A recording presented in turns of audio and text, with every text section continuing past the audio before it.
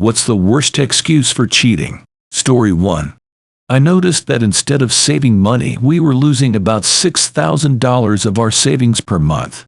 We had a specific dollar goal to put a down payment on a house. When I looked into it, I found out my ex-wife was spending over $6K a month. She got upset and said that she should be allowed to do whatever she wanted to with our money. She had been buying random URL names in the hopes one would be the name of an up-and-coming business that would have to buy it from her, like a patent troll, but with websites. I had been working my ass off picking up extra work travel to save money for us, and then took up even more work trips to make up for the losses and get us back on track to buy a home. After that, whenever I returned home, she was cold and distant. I tried to be affectionate with her, and she told me to hook up with other women while on my work trips because she wasn't in love with me anymore. She said she loved me like a cousin and hoped we could continue being married, but in a non-traditional way. Meaning, she could still spend all my money, lol. When I found out she had been cheating, she said that she stopped loving me when I criticized her use of our savings and then started traveling more, which gave her time to reconnect with an ex. She had broken up with the ex about 10 years prior when he became a pill-popping heroin addict. When they reconnected, he was clean, so she left me for him. So, the reasons were: 1, I shouldn't have been upset about her using our savings to buy website names instead of a down payment on a house. 2, if I didn't get upset at the loss of all that savings, I wouldn't have picked up more work, giving her the time and space to reconnect with her ex. And 3, she always loved him and he was clean now. Story 2. My biggest flaw is that I'm a perfectionist. I spend too long on every task because I feel really uncomfortable if things aren't done right. This also makes me avoid starting tasks or taking on projects because I know they'll all be a ton of work and stress me out. I also get frustrated with my coworkers during group projects because they don't have the same standards. So I'll either end up redoing some of their work and resenting the burden, or I leave it that way and feel shitty about the whole project. I'm afraid to try things that I don't think I'll be good at. I hate doing presentations because I can see these tiny flaws in my work, and I'm terrified that other people will see them too. I simultaneously believe that my work is better than everyone else's, and that my work is so imperfect that I'll be immediately fired if anyone looks closely. I can't handle rejection on any level. People think I'm stuck up, but I really just have a lot of anxiety, and I'm afraid that people will see that I'm deeply flawed, and they'll all hate me without telling me, so I'm a little stiff and aloof with new people, so sales and team bonding exercises are out.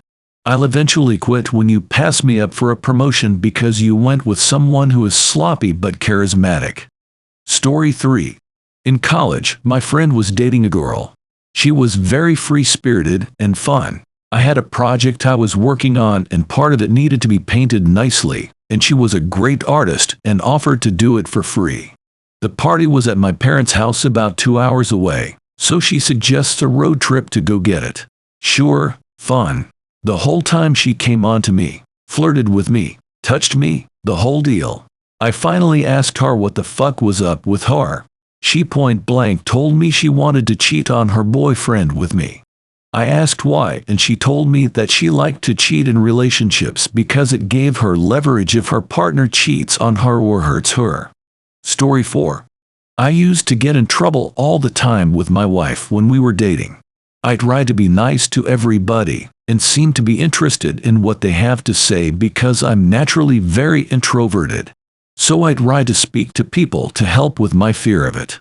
Some women would take my conversing as me trying to flirt with them even though I had no intention of ever doing it. It wouldn't be random people either. It would mostly be at work and acquaintances. I since have gotten much better at making it clear that I'm not flirting. I'm not saying it's an excuse, but sometimes we are too dumb to realize that we're flirting. Story 5. Never thought I would be the kind of person to cheat on my partner. I was always a faithful and loyal person, and I believed that honesty was the foundation of any successful relationship. But then I met someone who turned my world upside down. They were charming, witty, and incredibly attractive. Every time I was around them, I felt like I was walking on air. I couldn't get them out of my head, no matter how hard I tried. I found myself daydreaming about them at work, in the shower, and even in my sleep. Despite my feelings for them, I tried to stay true to my partner. I reminded myself of the love and commitment we had, and how much they meant to me. But the more I tried to resist this other person, the more I found myself drawn to them. Eventually, I gave in to temptation. I started seeing this other person behind my partner's back, lying and cheating to keep the affair a secret. I told myself that I deserved to be happy and that my partner would never find out. But the more time I spent with this other person, the more I realized how wrong I was. They were exciting and thrilling, but they didn't love me the way my partner did. They didn't support me through my struggles, or encourage me to be my best self. They were just a distraction, a temporary escape from my problems. I began to feel guilty and ashamed of what I had done.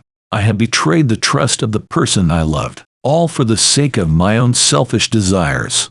I realized that the worst reason to cheat is when you do it for yourself, without considering the feelings and well-being of your partner. In the end, I came clean to my partner and begged for their forgiveness.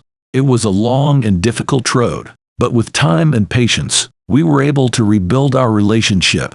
I learned a valuable lesson about the importance of honesty, loyalty, and putting others before ourselves, and I promised myself that I would never make the same mistake again. Looking back, I realized that the person I chatted with was never really the problem. The real problem was me and my own selfish desires. I learned that true happiness comes from loving and supporting the people in our lives, not from seeking out temporary thrills and distractions. Story 6. His girlfriend slept with a guy while on vacation. Didn't tell him, obviously.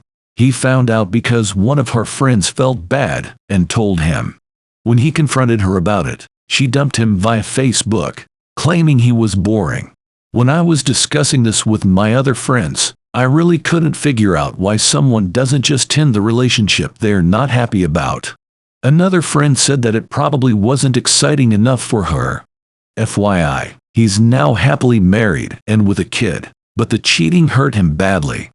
Story 7. A longtime friend of mine was engaged, broke off the engagement when his fiancée admitted to him that she cheated on him like 2 months before the wedding. The amount of times I heard mutual friends react, "Maybe she was drunk," was ridiculous. First off, that's not a real excuse.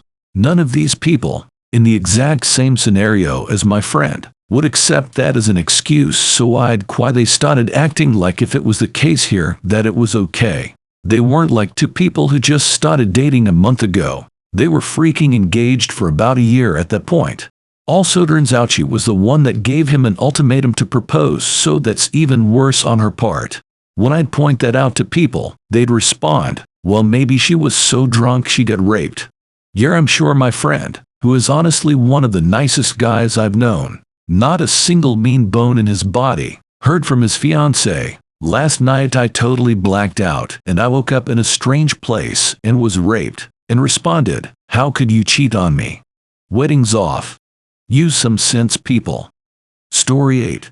My ex wanted to have them threesome, so we invited this guy over for it. He wanted to try getting high, so I let him take a hit off my bong. As predicted, he got really tired and took a nap. So I did also. When I woke up, he was my dick right next to me. I got pretty upset, but I guess somehow we started the threesome, but it was really just the guy eating me out for like 10 minutes while they We shared the bed for the night, and the two were cuddling each other, nuzzling noses. I ended up having to use a computer chair to prop my legs on cause they kept taking up more and more of my bed. Story 9. Dog, about a decade ago I was having my suspicions, and I caught my longtime girlfriend cheating when I logged into her Facebook page and read her messages. There were like 3 to 4 dudes in her DMs with graphic conversations about stuff they'd done and want to do. The first thing my sorry ass texted her was an apology for going through her Facebook. But then I told her she can pick her shit up and She didn't even acknowledge the cheating accusations. The first thing she did was give me shit for logging into her Facebook. What a f***ed up relationship that was.